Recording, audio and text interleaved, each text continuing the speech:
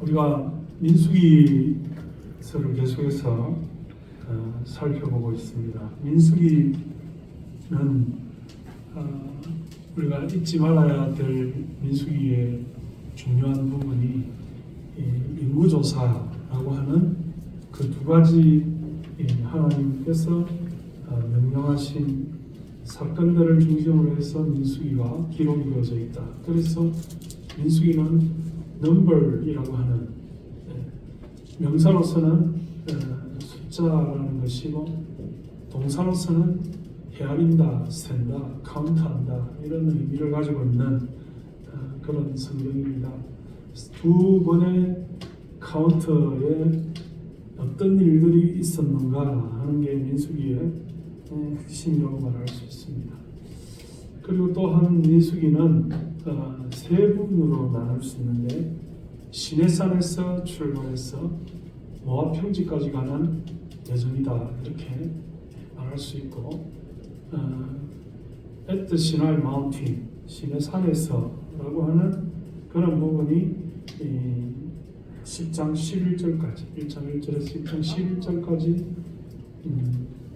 전반부 그 다음에 가운데 부분은 이제 이 모압으로 가는 to the 모압으로 가는 여정을 10장 11절에서 22장 12절까지 보여주고 있고 22장 12절부터 36장 13절까지 마지막으로 at the Moab, at the Sinai Mountain에서 to the Moab, at the Moab 이렇게 세 부분으로 나눌 수 있다 하는 점이 우리가 민수기에서 기억해야 될 중요한 부분이다. 민수기를 분할할 때 민수기가 36장인데 1장에서 10장까지, 10장에서 22장까지, 22장에서 36장까지 이렇게 세 부분으로 나눌 수 있다 하는 것을 항상 염두에 두어야 된다 하는 것입니다. 첫 부분은 우리가 플랜이다 이렇게 말할 수 있고 두 번째 이 모압 평지로 가는 그 과정은 do다 이렇게 말할 수 있고 그 다음에 마지막 부분은 시다 이렇게 말할 수 있습니다. 이 티칭의 3단계에서 이런 표현을 쓰는데요.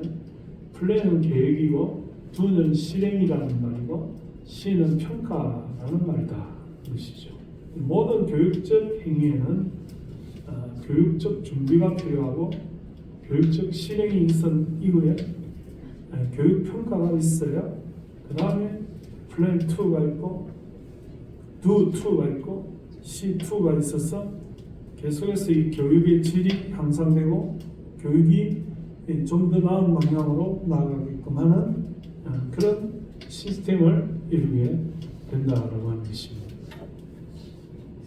우리가 학교에서 교수님들한테 강의를 들을 때 교수님들이 막 어떤 경우에 빛이 바랜 아주 누렇게 했던 그런 원고지를 들고 와서 강의하는 그런 교수님들이 계셨어요. 제 수업 받을 때. 그분은 그 학과에서 교수가 된 지 20년 이상 되신 분이라 옛날에 가르치던 그 강의의 내용을 물론 어떻게 얼마나 갱신이 되고 첨가가 됐는지는 모르겠습니다만 옛날에 그 대학노트 있잖아요. 그 대학노트에 누렇게 빛이 바랜 강의안을 들고 우리에게 오셔서 강의를 하신단 말이죠. 그러면 우리는 그 교수님의 강의를 굉장히 지겨워하고 왜냐하면 대학에 가면 보통 이제 시험 치고 또 그 수업을 잘 좋은 성적을 얻기 위해서 선배들로부터 내려온 그 족보라는 게 있거든요. 그 교수님이 가르친 내용을 요약해가지고 선물이 해놓은 그 필기를 잘하는 선배들이 이렇게 해놓은 물려받은 그런 족보가 있는데 그 족보에 토시 하나 틀리고 그대로 강의를 하시는 거예요. 그 강의를 듣기가 싫은 거죠. 저같이 이렇게 같은 일이 반복되는 것을 아주 싫어하는 참 저는 같은 길도 잘 안 가거든요. 갈 때는 그 길로 갔다가 올 때는 다른 길로 오는 걸 좋아하는 사람. 같은 길로 안 간다 하는 주의가 저의 주의인데 다 아는 강의, 다 기록에 있는 강의를 들을 필요가 없다는 게 제 주장이었어요. 그래서 저는 그 수업이 시작되면 살짝 빠져나가가지고 정기관 연구실이나 다른 도서관에 가서 책을 보는 게 낫다, 혹은 수업에 들어가 있어도 다른 책을 펼쳐놓고 이렇게 보았던 그런, 지금 생각하면 너무 교만하고 방자하고 참 마음에 안 드는 그런 학생이었는데요. 어쨌든 교육이라고 하는 것은, 가르친다고 하는 것은, 저도 여러분들에게 이런 강의안이 있습니다. 이렇게 했는데 저는 어쨌든 이 강의안에 이런 노란색 포스트잇을 붙이기를 좋아합니다. 강의안이 골격이 있지만은, 그러나 다시 묵상하고 또 생각해 보면 그 강의안대로 강의가 이루어지지 않는다는 게 제 생각입니다. 설교도 마찬가지, 늘 새로운 것을 추구하고 전에 안 했던 것을 추구하고 많은 사람들이 들어보지 못했던 것을 지향하는 것이 제가 설교하려고 하는 주안점 중에 하나입니다. 이것이 어디에서부터 오느냐 하면, 모든 행위에는 교육뿐 아니라 우리의 삶도 마찬가지, 우리의 만남도 마찬가지, 우리의 행적도 마찬가지, 우리의 인생도 마찬가지, 플랜이 있어야 된다는 거죠. 플랜이 있어야 된다. 요즘 아이들 MBTI의 분석에 의하면 계획적인 인생을 사는 사람이 있고 적극적인 인생을 사는 사람이 있다. 이래가지고 이제 분류를 딱 해놓습니다만은, 저는 계획이 참 필요하다라고 생각을 해요.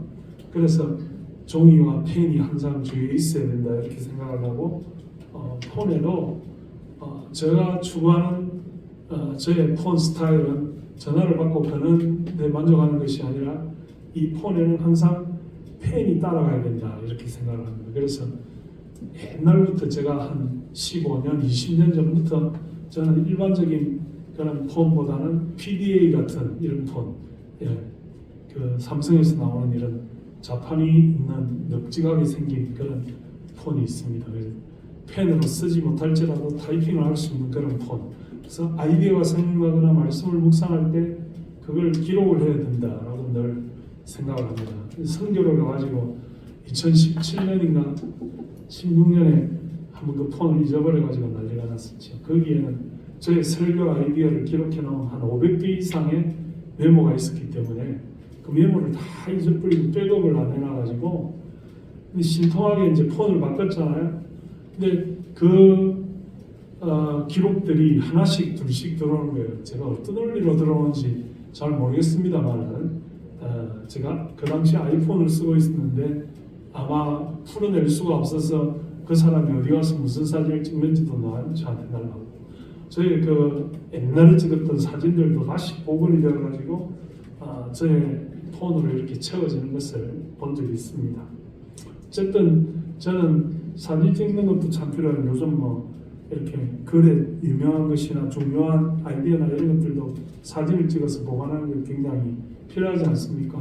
또 한편으로는 요즘 폰이 훨씬 좋아져가지고 폰 안에 내장형 펜이 있지 않습니까? 그 펜을 뽑아가지고 제가 필요로 할 때 그 메모장에 메모를 하고, 또 설교 아이디어도 기록을 하고 말씀 묵상도 기록을 해서 항상 제 폰은 전화를 걸고 받는 용도보다는 훨씬 이 손글씨로 저의 기억이나 메모나 계획이나 해야 될 일이나 평가나 체크하는 것을 이렇게 활용하는 그런 방법을 사용하고 있다는 것입니다.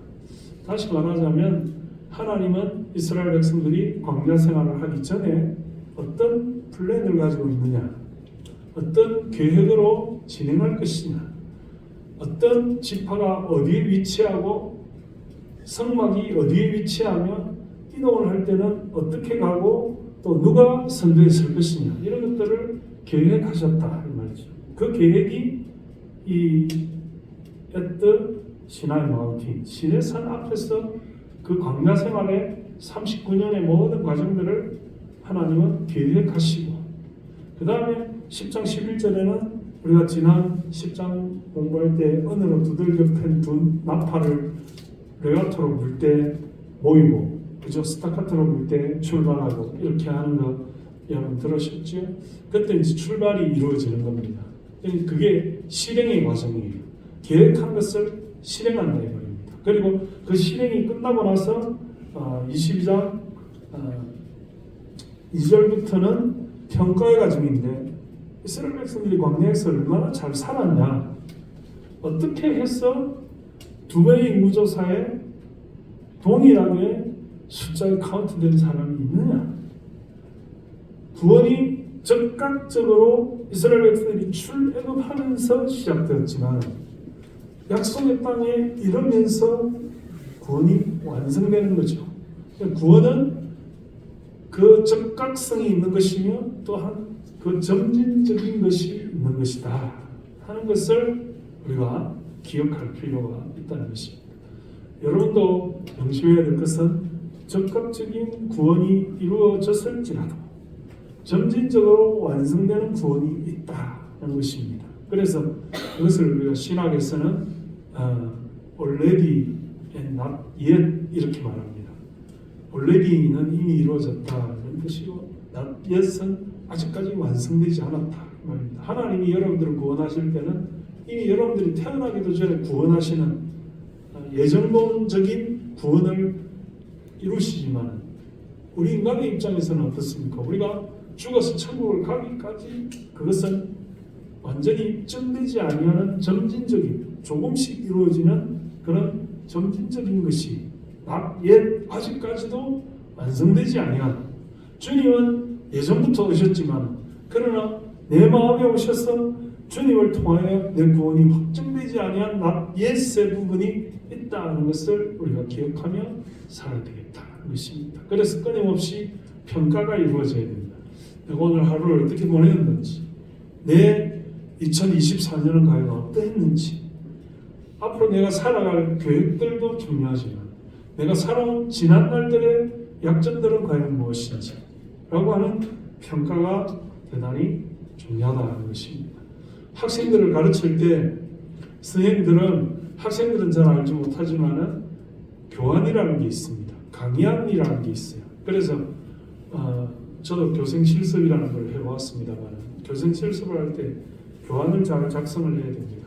교환은 아이들의 입장에서 아이들은 오늘 나라의 중요성을 인식하기 위해서 역사 어디서부터 어디까지 공부하여 그 중요성을 깨닫는다라고 하는 수업 목표가 있습니다. 그럼 1. 도입, 2. 전개, 3. 이렇게 해가지고 예화, 그 다음에 학습활동, 질문 이런 거 해가지고 제일 끝에는 평가가 반드시 있습니다. 그래서 아이들에게 5분 퀴즈를 할 수도 있고 또는 5가지 질문을 할 수도 있고 또 나중에 이제 중간고사, 기말고사를 통해서 반드시 학습한 내용들에 대해서 평가를 해야 됩니다. 그 평가를 통해서 학생들의 평균 성적이 나오는 것이고 상위권에 있는 학생은 몇 점, 중위권에 있는 학생은 몇 점, 하위권에 있는 학생은 몇 점. 그래서 점수 성적이 미흡할 경우에 어떻게 하여야 그 배웠던 과정들을 다시 학습해서 일정한 수준에 이르게 할 것이냐 하는 것이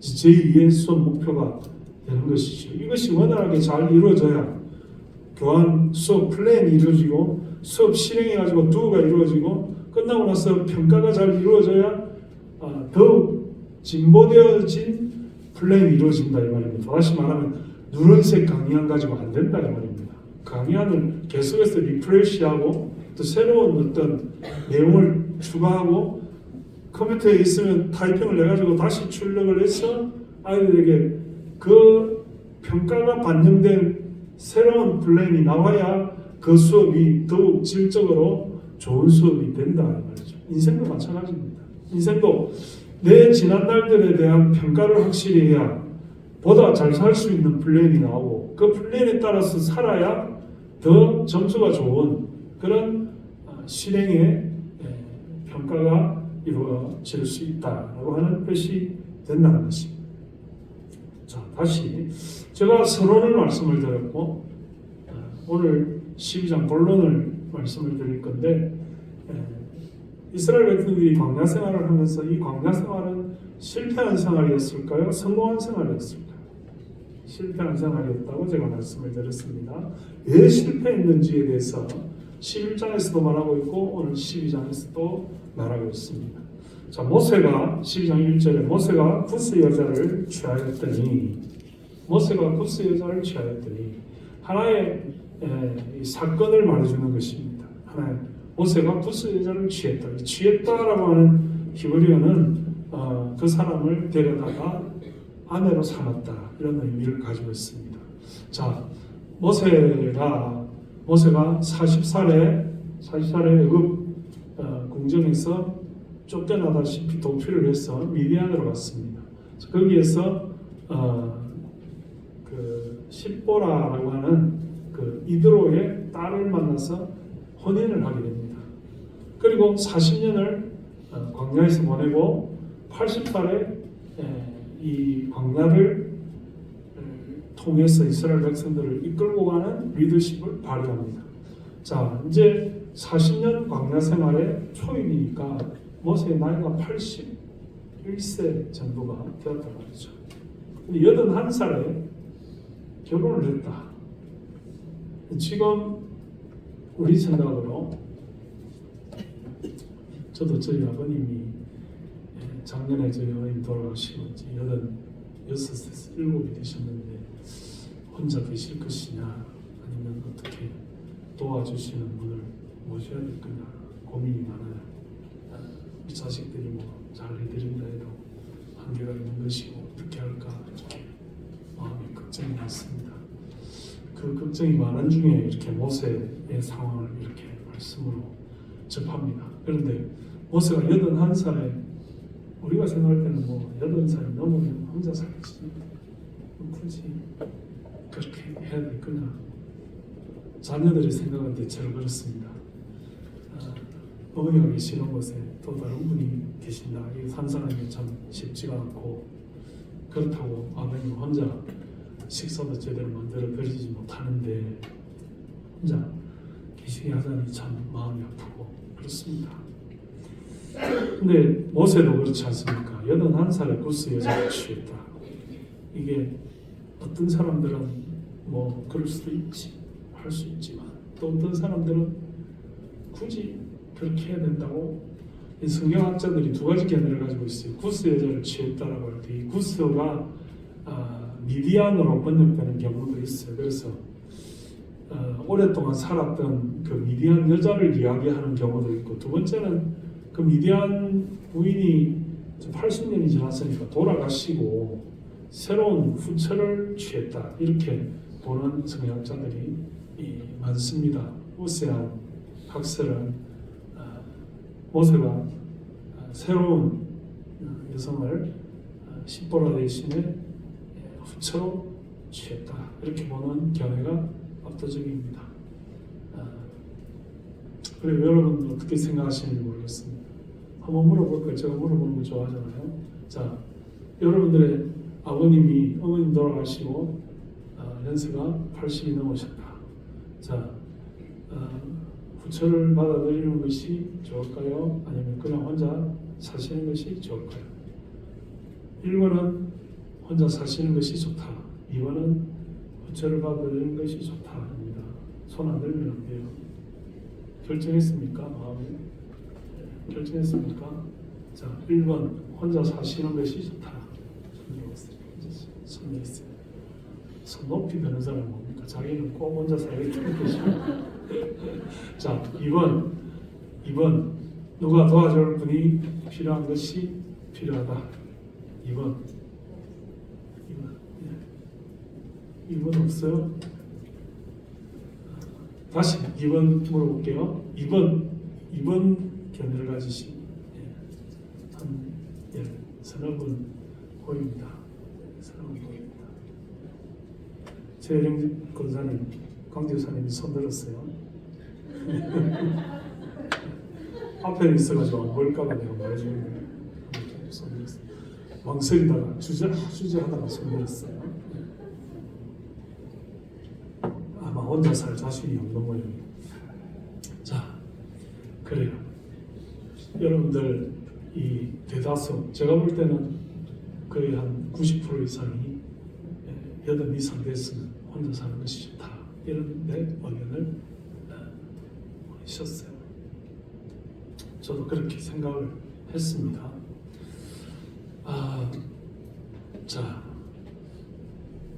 구스 여자는 성경의 기록에 의하면 구스 여자가 어느 지역 여자일까요? 구스 여자 어느 지역 여자일까요? 구스 여자는 힌트를 드리면 흑인이에요. 구스는 지금의 이디오피아 근방에 있는 북아프리카 쪽에 있는 그런 지역을 말하고 있습니다. 그래서 물론 보지는 않았지만 그 지역의 특성상 그 지역 출신이라 그러면 거의 98% 이상의 확률로 흑인일 가능성이 많다고 말합니다. 그래서 자 보세요. 모세가 구스 여자를 취한 것이 불법일까요? 합법일까요? 모세가 구스 여자를 취해서 제처로 삼은 것이 불법일까요? 합법일까요? 여러분들 약간 끄림직할 수 있습니다. 성경에 보면 이방인과 결혼하는 것이 하나님께 썩 마땅한 것은 아니에요. 그러나 하나님이 금지하신 이방인은 이 가나안 7족을 말하는 것이고 하나님의 법령과 하나님의 백성을 반대하고 우상을 섬기는 그런 이방인, 특정한 이방인을 말하는 것이지 사실은 모든 이방인과의 결혼이 불법이라고 표현된 것은 아니에요. 성경에. 성경이 이방인과의 결혼을 100% 금지했다. 그런 규정은 없어요. 하나님을 적대시하고 이스라엘 백성들을 원수시하는 그런 가나안 7족을 중심으로 한 그런 그 땅에 사는 그 이방인들과의 통혼은 금지되었다. 이렇게 말할 수 있어요. 그러나 그 외에 이방인 또 회심하고 하나님의 백성이 된 이방인들과의 결혼을 금지하는 규정이 없어요. 그래서 성경에 이방인과의 결혼을 하는 그런 전례가 있죠. 전례가 있고 또 그 이방인들이 하나님 앞에 이렇게 굉장히 긍정적인 평가를 받은 그런 경우도 성경 기록에 의하면 있어요. 또 신약에도 보면 수로보니게 여인 이런 사람들은 이방인을 정한 칭찬을 받은 경우도 있고 하나님이 이방인을 투무시하면서 그들의 구원을 막았다든지 혹은 그들을 적대시하고 원수시하는 그런 경우는 성경의 기록에 보면 그렇게 일방적으로 하지 않았다고 보여집니다. 자, 그래서 모세가 구스 여자를 취한 사건에 대해서 이 법적으로 하자가 없는 그런 일이었습니다. 그러나 누구에게 영향을 줄까요? 누구에게? 자, 저희 아버님의 경우도 있겠습니다만 여러분들도 마찬가지. 제 3자는 거기에 크게 영향을 받겠습니까만 가족들은 굉장히 예민한 사안이죠. 가족들이 예민하죠. 그렇죠? 여기 보면 제일 먼저 누가 비방합니까? 미리암과 아론이 모세를 비방했다. 미리암은 모세가 그 강물에 버려졌을 때에 모세의 태발을 따라가면서 하셉스트가 그 상자를 끌어올렸을 때에 자기 어머니를 소개해 준 장본인입니다. 어떻게 보면 모세에게 있어서는 절대로 함부로 할 수 없는 정말로 귀중하고 또 너무 자기에게 중요한 그런 누나입니다. 생명의 은인이라 할 수도 있어요. 그렇죠? 또 아론이 모세를 비방했습니다. 아론은 아시다시피 모세의 형이에요. 아론은 대제사장입니다. 또 미리암은 선지자의 자격을 가지고 있어요. 출애굽기로 보면 이스라엘 백성들이 출애굽을 하고 하나님 앞에 계시를 받아서 노래를 불렀던 장본인이 미리암입니다. 선지자요. 또 한 사람은 제사장이요. 가족이요. 또 무시할 수 없는 중요한 사람이었다고 하는 것이죠. 그런데 그 사람이 모세를 비방했다. 자, 리더십을 가진 사람이 비방에 뜻밖의 비방에 직면했을 때 어떤 일들이 발생할까? 그게 무엇을 뜻하는 것일까? 그런 일들은 우리의 삶 속에서 얼마든지 일어날 수 있는 일이고 또 교회 안에서도 그럴 수 있는 가능성이 있습니다. 자, 2절에 보니까 그들이 이르되 여호와께서 모세와만 말씀하셨느냐 우리와도 말씀하지 아니하셨느냐 이랬습니다. 비방하는 것이 그래서 이 모세가 구스 여자와 죄치를 하고 이렇게 한 것에 대해서 자세하게 성경은 언급하지 않습니다. 그냥 그런 정도로만 언급을 하고 있어요. 근데 미리암과 모세를 아론이 모세를 비방하면서 그 사건을 놓고 어찌 이럴 수가 있느냐? 나이 그만큼 먹었으면 혼자 살지 왜 또 여인을 취하느냐? 우리가 지금 여인을 취할 때냐? 이렇게 말할 수 있어요. 또 하필이면 색깔이 다른 흑인이냐? 우리 중에 우리와 같은 백성 중에서 취하지 할 거면 흑인을 취할 것이냐? 이렇게 말할 수 있어요. 저희 집 사람들, 저희 딸한테 결혼을 할 때 뭐 외국에 있으니까 외국 사람과 결혼할 수도 있다. 그렇지만 흑인은 하면서 캐쳐 마크를 하더라고요. 그리고 우리 딸이 왜 흑인은 안 돼? 이러면서 또 항의를 하는 것을 제가 옛날에 들은 적이 있습니다. 요새는 조금 관점이 바뀌었을 수도 있어요. 어쨌든 저희들도 미국 생활을 해봤기 때문에 흑인들이 가지고 있는 특징들이 있잖아요. 굉장히 힘들어서. 근데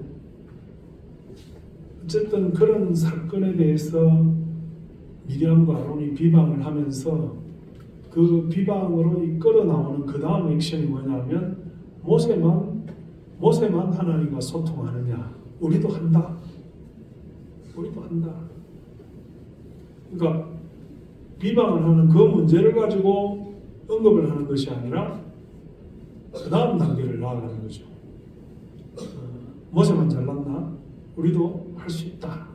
이런 지경에까지 있는 거죠. 그래서 우리가 여기서 얻을 수 있는 교훈이 비방이라고 하는 것이 비방 자체만을 놓고 비방하는 것이 아니라 자기 입장을 강화하기 위해서 남은 깎아내려서 내가 올라가고 그 비방이 과연 정당한 것이냐 이런 것을 한번 검증을 받아봐야 된다 이 말입니다. 비방은 비방 자체로 문제가 있는 것이 아니라 뭐 예를 들어서 나하고 언어를 안 하고 그럴 수 있나 이렇게 말하는 것이고 또 나한테 불이익을 주죠. 예를 들어 미리암 입장에서 보면 신우이잖아요. 신우인가? 뭡니까? 자기 남동생의 아내니까 올케입니까? 신우 올케간이 되는 거죠. 그 사이가 참 힘든 관계입니다. 그러니까 올케를 좋게 보는 신우이가 그렇게 많지는 않죠. 또 올케 입장에서 신우이가 호의적이지만 않죠. 어려운 그런 사이입니다. 그렇죠? 그런 관계를 형성할 때는 충분한 의논이 있어야 되고 또 충분히 잘 받아들일 수 있어야 되는데도 불구하고 왜 이렇게 갑자기 의논도 없이 예를 들면 그렇게 하는 것이 마음에 안 든다 이런 표현일 수 있어요. 그렇죠? 근데 그 표현이 나아가서는 나도 하나님과 소통한다. 너만 리더십을 가지고 있느냐 이렇게 말하고 있다는 말입니다. 이를테면 현대적으로 적용을 한다면 목사님만 기도하느냐 나도 기도한다 이렇게 말할 수 있어요. 그렇죠? 우리가 왕 같은 제사장 그러니까 우리는 신약 시대에 다 평등하지 않냐? 목사님의 말씀만 우리에게 적용이 되느냐? 나도 하나님께 직통 계시를 받을 수 있다 이렇게 말할 수 있잖아요. 실제로 그런 일들이 교회에 비일비재하게 일어납니다. 자, 그런데 2절의 하반절은 우리에게 이런 말을 합니다. 우리와도 말씀하시지 아니하셨느냐 하매 여호와께서 이 말을 들으셨더라. 여호와께서 이 말을 들으셨더라. 이 굉장히 중요한 포인트. 자, 우리가 말하는 것들, 우리가 비방하는 것들, 우리가 평가하는 것들, 우리가 어떤 문제에 개입하는 것들에 대해서 누가 듣고 있다고요? 여호와께서 들으셨더라. 했습니다. 여호와께서 들으셨더라. 그리고 3절은 이 사람 모세는 온유함이 주변의 모든 사람보다 더하더라. 살짝 뜬금없는 그런 말씀으로 마무리를 합니다. 한 달락 지어졌죠. 그리고 4절에 여호와께서 갑자기 모세와 아론과 미리암에게 이르시되 너희 세 사람은 회막으로 나아오라 하시니 그 세 사람이 나아가니 여호와께서 구름 기둥 가운데로부터 강림하사 정막문에 서시고 아론과 미리암을 부르시는지라 그 두 사람이 나아가니 이르시되 내 말을 들으라. 내 중에 선지자가 있으면 나 여호와가 환상으로 나를 그에게 알리기도 하고 꿈으로 그가 말하기도 하거니와 내 종 모세는 그렇지 아니하니 그는 내 온 집에 충성함이니라.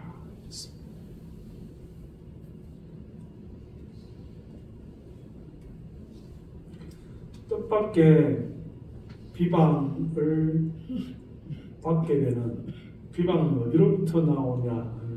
첫째 우리가 얻을 수 있는 교훈이 가까운 사람으로부터 비방이 온다. 말이죠. 가까운 사람으로부터 비방이 온다. 우리가 길 가다가 제가 말씀드리지만 만나는 사람이 우리한테 난데없이 욕하거나 시비를 걸거나 우리 비방하지 않아요. 길 가다가 우연히 만난 낯선 사람이 그렇게 하지 않습니다. 그렇게 해봤자 그건 또라이거나 정신병자거나 뭐 아무런 의미도 없다. 모르는 사람이 나한테 비방하며 욕하고 덤벼들고 시비를 거는 것은 아무런 의미도 없다. 길 가다가 마주치는 다른 자동차가 신호를 받고 있는데 창문을 내리고 뭐 욕설을 하고 이렇게 하는 것은 뭐 자기 차가 운전하는데 기분이 나빠서 그럴 수도 있지만 그거 별로 마음에 요즘 아이들 말로 마상은 안 된다. 마음은 상처가 안 된다. 이 말이에요. 그러나 가까운 사람, 특히 가족으로부터 이런 비방이 오면 굉장히 힘들죠. 가까운 사람으로부터 비방이 온다는 겁니다. 그런데 모르는 사람은 비방할 이유도 잘 몰라요. 그러나 가까운 사람은 비방할 수 있어요. 알기 때문에 특히 가족, 특히 오늘 모세에게 너나 미리암과 형 아론은 굉장히 가까운 사이입니다. 굉장히 중요한 관계고 굉장히 절절한 그런 가족이라고 할 수 있죠. 특히 광야를 지나가는 이런 아주 힘들된 그런 상황이잖아요. 이 상황 자체가 어렵고 힘들고 괴롭고 정말 리더십을 이끌어가는 사람들은 이런 그렇지 않아도 백성들을 원망하고 불평하고 이런 일들이 11장에 많은 와중에 가족이 이렇게 덤벼들고 시비를 거니 참 어려운 일이다 하는 것입니다. 가까운 사람에게 비방이 시작된다. 그래서 항상 마음을 놓고 서로 교제를 하지만 조심해야 되는 것이 가까운 사람이다. 조심해야 되는 것이 가까운 사람. 그 다음에 이 비방에 대처하는 모세는 어떤 사람이냐? 어떤 방법으로 모세가 이 비방에 대처하고 있느냐는 것입니다. 이 12장을 잘 읽어보면 모세가 미리암이나 아론에 대해서 반응하거나 싸우거나 변명하거나 사람들에게 막 똑같은 방법으로 그렇게 대응하지 않아요. 미리암과 아론이 비방했다는 것은 모세 앞에 이 문제를 따지는 게 아니에요. 모세가 없는 자리에서 모세에 대해서 비방한 거죠. 비방이라는 것이 본인은 모르게 뒤에서 뒷담화하는 얘기를 비방이라고 하잖아요. 우리가 항상 기억해야 되지만은 당사자가 없는 자리에서 제3자들끼리 모여서 그 없는 사람에 대해서 이렇게 저렇게 하는 걸 굉장히 주의해야 됩니다. 그건 절대로 좋은 이야기가 나올 수 없어요. 그리고 그것은 검증되지도 않을 뿐 아니라 거기에서 반박할 기회를 주지 않는 겁니다. 그러니까 그걸 해명할 수도 없는 거죠.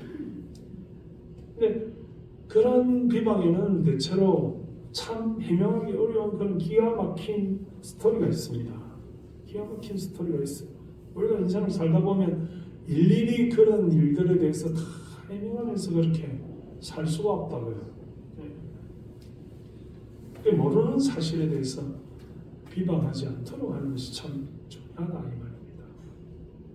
근데 모세는 어쨌든 그 그것에 대해서 반박하거나 대꾸하거나 대응하거나 다른 방법으로 그렇게 하지 않았어요.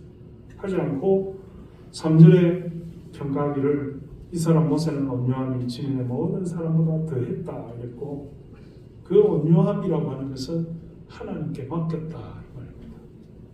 우리가 비방에 대응하는 이상적인 방법은 대꾸하는 것이 아니라 하나님께 맡기는 거예요.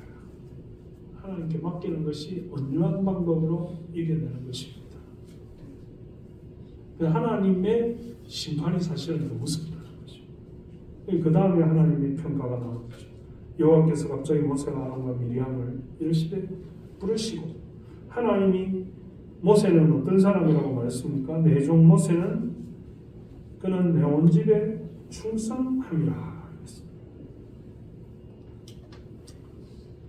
어떤 사람이 가장 좋은 사람이냐? 실수가 없는 사람이 아니에요. 살다 보면 실수해요. 또 잘못해요. 문제가 있어요. 모세도 사실은 구스 여자와 재치를 할 때 가족들의 동의 속에, 환영 속에 서로 의논하고 이렇게 했으면 좋았겠죠. 그런데 그럴 수 없는 또 기가 막힌 사정들도 안 있었겠어요. 그 사실은 하나님이 용납하셨으니까, 하나님이 구스 여자와 재치하는 것에 대해서 이렇쿵저렇쿵 말씀하지 않으셨으니까 하나님 용납하셨다 이런 말이죠.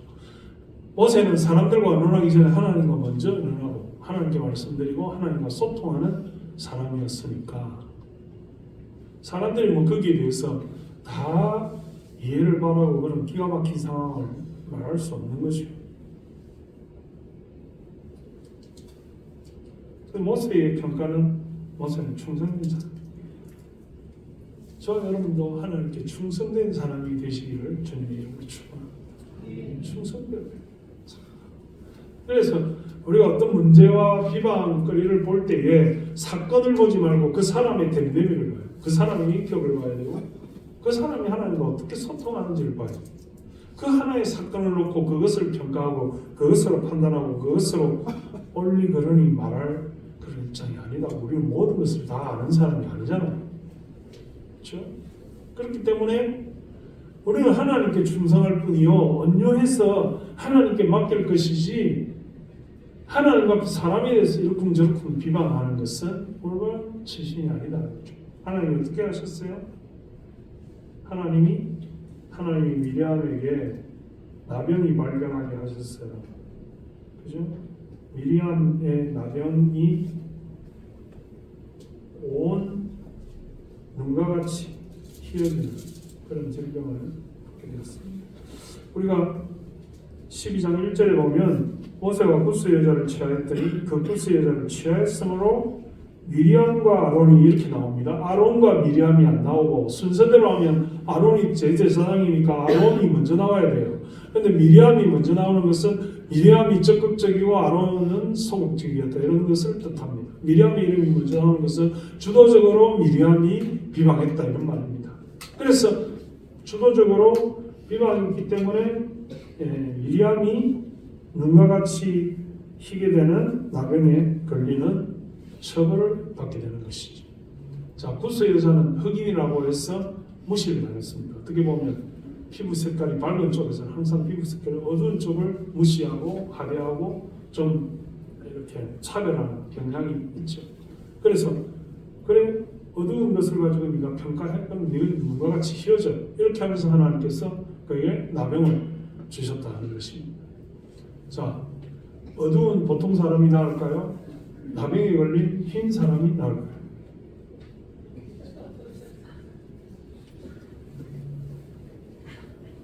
우리가 하나님 앞에 참 주의하고 조심해야 될 부분이, 함부로 우리가 사람을 비방할 때 생기는 일에 대해서 주의하고 조심할 필요가 있다.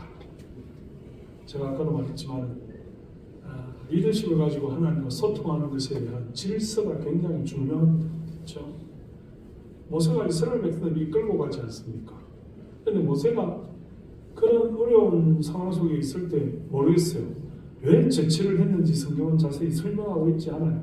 그러나 리더십을 가진 사람이 전체를 이끌고 가는 이런 상황 속에서는 어떤 가정적 뒷받침이 필요했을 것이다라고 우리가 추측할 수 있어요. 또 모세가 120년을 살았는데 3분의 2 지점 아닙니까? 예를 들어서 우리가 80을 산다면 80의 3분의 2 지점은 어디쯤 될까요? 80의 30분은 38, 24, 24세입니까? 24세. 또 80의 3분의 2 지점은 48세쯤 됩니까? 하여튼 우리가 생각하는 80세와 124를 사는 사람의 3분의 2 지점 80세는 좀 다르다는 거죠. 우리가 생각하는 80세는 이제 돌아가신 날 얼마 남지 않았을 수도 있는 80세지만, 그러나 그때 당시에 모세가 124를 살았을 때 3분의 2 지점이라고 하는 것은 60을 산다면 40이고 90을 산다면 60인데 그 어디쯤에 있겠죠. 그 어디쯤 한 50미만 뭐 그런 라운드가 되겠죠. 그런 라운드니까 모세가 앞으로 그 인생에 40년을 왕궁에 살고 40년은 미디안 광야에서 준비하며 살고 40년은 이스라엘 백성을 이끌어가는 광야 생활을 하면서 40년을 살았는데 마지막 40년이 굉장히 중요한 40년이 리더십을 가진 40년이다 이 말이죠. 모세를 변명하려고 하는 것이 아니라 우리가 모세를 평가하기가 어렵다는 것이고, 여러분들도 아까 80일 때 재혼을 할 것이냐 말 것이냐 거기에 여러분들 의견을 냈지만은 제 3자의 입장에서 말하는 것과 내 당사자의 입장에서 말하는 것이 다를 수 있고요. 또 그 입장은 굉장히 사람마다 아주 기가 막히게 다를 수 있다 말이죠. 그래서 우리가 딱 어떤 관을 가지고 나는 절대로 안 할 것이다 이렇게 하기가 어려운 문제다 말입니다. 신중하게 내 입장이 됐을 때, 내 부모 입장이 됐을 때, 나 당사자의 입장이 됐을 때 과연 어떻게 처신할 거냐? 내 배우자의 입장이라고 볼 때 내가 먼저 죽고 이혼을 하면서 당신은 끝까지 혼자 살아 그렇게 할 것인지, 아니면 한 6개월, 1년 지나다가 좋은 사람 만나 그렇게 할 것인지, 그건 여러분들이 생각해 볼 문제입니다. 그 자체를 가지고 이렇쿵 저렇쿵 이렇게 생각할 수도 있고 저렇게 생각할 수도 있는데, 하나님 앞에서 리더십을 가진 사람을 근거 없이 비방하면서 나도 소통이 되는데 모세만 종이냐 이렇게 하는 것은 굉장히 위험한 접근입니다. 모든 비방에는 이렇게 자기를 더 부각시키고 남을 깔아뭉개면서 그 조그만 사소한 일 자체가 아니라 그 다음에 자기를 드러내는 경지까지 가기 때문에 비방이 나쁘고 비방에 문제가 있고 비방을 통해서 하나님의 처벌을 받는 그런 결과를 초래하게 된다 말입니다. 여러분 이해가 됐습니까? 말씀에 대한 이해가 됩니까? 무슨 말인지?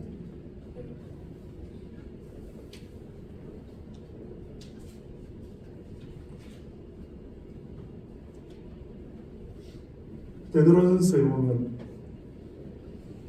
예수를 믿는 사람, 하나님의 백성은 사랑이 넘쳐야 되죠.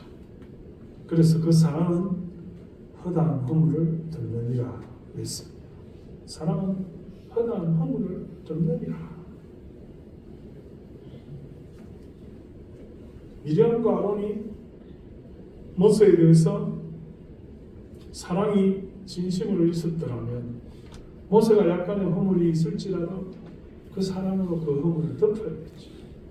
비방할 것이 아니라 허물을 덮어야 되는 것이 그리스도인의 책무라고 말할 수 있죠. 왜 허물을 드러냈느냐? 사랑이 없으니까 그런 거죠. 여러분 우리가 살아가면서 여러 가지 상황에 직면할 수 있어요. 아까도 말했지만 이 하나님 앞에 영적으로 소통을 하면서 여러분의 영적 리더십을 작용해서 이렇게 사세요, 저렇게 사세요, 이 문제를 이렇게 합시다, 저렇게 합시다라고 했을 때 목회자의 심정은 어쨌든 하나님의 뜻을 받들어서 하는 거잖아요. 자기 생각대로 이렇게 하세요, 저렇게 하세요 하지 않습니다. 목회자가 그러면 목회자가 아니지.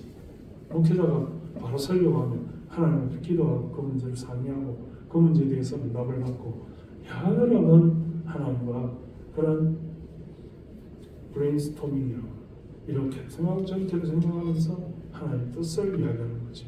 근데 내가 가서 기도하는 거 그거 아니던데요? 이게 아닌데요? 그렇게 하지 않더라고요? 그렇게 말할 수 있죠. 목사님의 말에도 허물이 없고 죄가 아니고 그렇게 반대를 해도 그것도 죄가 아니고 허물이 없다면 그럼 어떻게 해야 됩니까? 그때 여러분들이 나도 왕 같은 제사장인데 그러면 안 된다. 그러면 안 됩니다. 질서 유지가 되잖아요. 우리가 하나님 앞에 어떻게 살아야 될 것이냐. 하나님이 모세를 통해서 그는 온유하며 충성된 사람이다. 이렇게 평가하고 그는 나와 소통한다.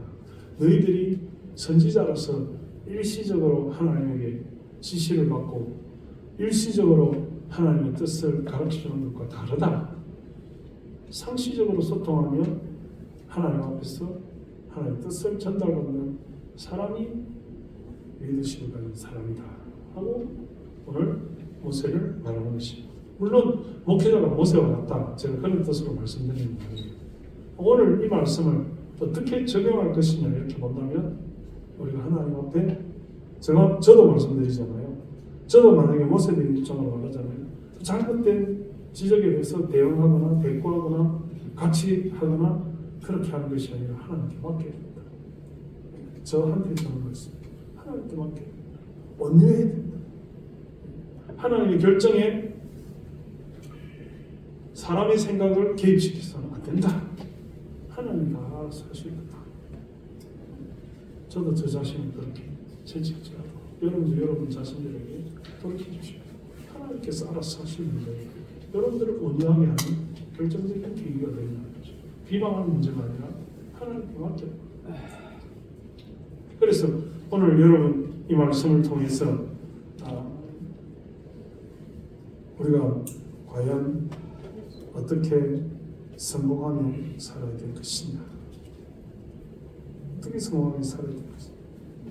고린도서 10장에 보면 광야교회에서 있었던 모든 불순종의 일들에 대한 사도 바울의 평가가 있습니다. 그러니까 광야교회에서 일어났던 이 모든 일들이 오늘날 우리가 살아가는 인생 속에서도 매치가 된다 이 말입니다. 그 교회에서 일어났던 일들이 오늘날 우리가 살아가는 교회에서도 여전히 일어나고 있고 그 교회에서도 불편하고 원망했던 이런 문제들이 오늘날에도 이루어지고 있고 그 교회의 리더십을 가지고 비방하며 이렇게 모세를 걸림돌이 됐던 이런 일들이 오늘날 우리가 살아가는 이 교회 속에서도 여전히 일어나고 있다는 것이 그럴 때 우리가 어떻게 대처하며 어떻게 대응해야 되겠느냐 것이 우리가 진심으로 사랑한다면 사람은 허다한 허물을 받는다 했습니다. 여러분 형제가 실수하고 자매가 잘못하는 일에 대해서 비방하지 않기를 바랍니다. 사랑으로 그 허물을 덮어주기를 바랍니다. 그리고 충성되고 온유한 방법으로 하나님께 맡기세요. 기도하세요.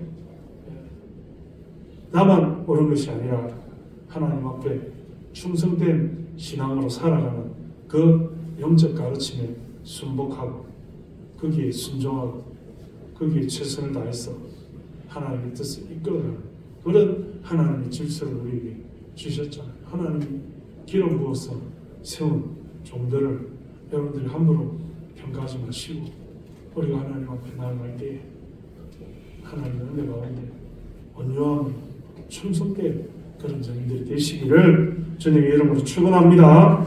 하나님 아버지 은혜를 감사합니다. 우리가 이 세상을 살아갈 때 그럴 만한 이유가 있었겠지요. 그럴 수도 있지요. 하고 넓은 마음을 가지고 이해하며 그 허물을 덮어주는 우리가 되게 하여 주옵소서. 하나님 우리가 살아가며 기가 막힌 일들이 있을지라도 깜짝 놀랄 일이 있을지라도 하나님 말씀에 의존하게 하시고 충성된 종들이 되게 하시며 아버지 하나님 앞에 온유한 태도로 살아가는 우리가 다 되게 하여 주옵소서. 예수님의 이름으로 감사하며 기도드리옵나이다. 아멘.